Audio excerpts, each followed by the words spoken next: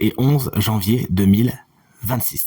Tirage en 5 cartes. Connectez-vous à votre intuition, faites votre choix entre une à 2 de ces 5 cartes afin de découvrir quelles seront les énergies principales de votre week-end. Mettez cette vidéo sur pause si vous avez besoin de plus de temps pour faire votre choix. Dites-moi bien dans les commentaires quelle carte vous avez choisi. De mon côté, ce sera la 1 et la 2.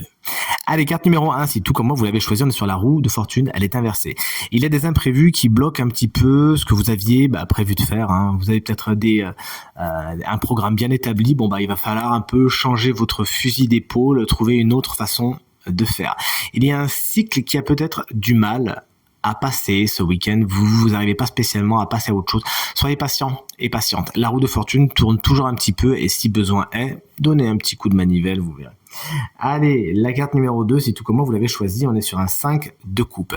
Il est à l'envers, j'ai envie de vous dire tant mieux, car à l'envers, il traduit la volonté de faire feu de tout bois, de voir le verre à moitié plein, tout simplement. Vous êtes bien conscient qu'il y a des choses qui vont pas exactement comme vous voudriez ce week-end, qui tournent pas spécialement rond. D'ailleurs, si on fait l'association des deux pour moi, si vous avez pris les deux mêmes cartes que moi, ça va marcher. Il y a peut-être certains imprévus, certaines choses qui ne vont pas dans le sens que vous espériez, qui bloquent un petit peu, mais vous décidez de vous focaliser sur ce qui va, de trouver d'autres solutions, d'autres façons de faire, et cet esprit positif, c'est quelque chose de génial pour votre week-end. Carte numéro 3, si vous l'avez choisi, on est sur un 4 de coupe. Vous êtes dans l'apathie, vous avez besoin peut-être de vous isoler, de faire le point, de réfléchir, de vous retrouver seul face à vous-même et de voir ce que vous voulez ou ce que vous ne voulez pas, ce que vous ne voulez plus. C'est une carte qui nous parle de méditation, d'attente. Alors, pendant cette attente, vous pourriez passer à côté de certaines propositions, de certaines opportunités. Écoutez, c'est comme ça, vous avez besoin de vous replier un petit peu sur vous-même ce week-end. Pas tout le week-end, mais peut-être à un moment de week-end.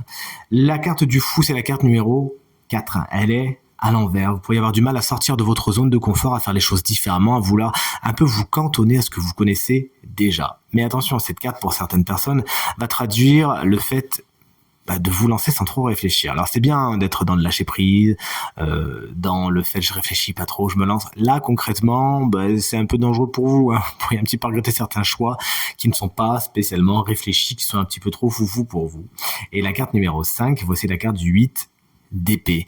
Une carte qui est assez problématique dans le sens où elle nous parle de charge mentale. Vous pourriez être beaucoup dans votre tête, beaucoup dans la réflexion, dans le stress également avec cette carte. Pourquoi ? Parce que vous ruminez, soit vous repensez trop au passé, soit vous envisagez trop le futur. Cette carte vous invite plus que jamais à vous focaliser sur l'instant présent, sur ce qui est maintenant, de ne pas faire de projection, de ne pas vous faire de film. Ça serait vraiment juste alimenter un film d'horreur qui n'a pas lieu d'être. Vous avez le pouvoir et toute la maîtrise pour retrouver votre zen.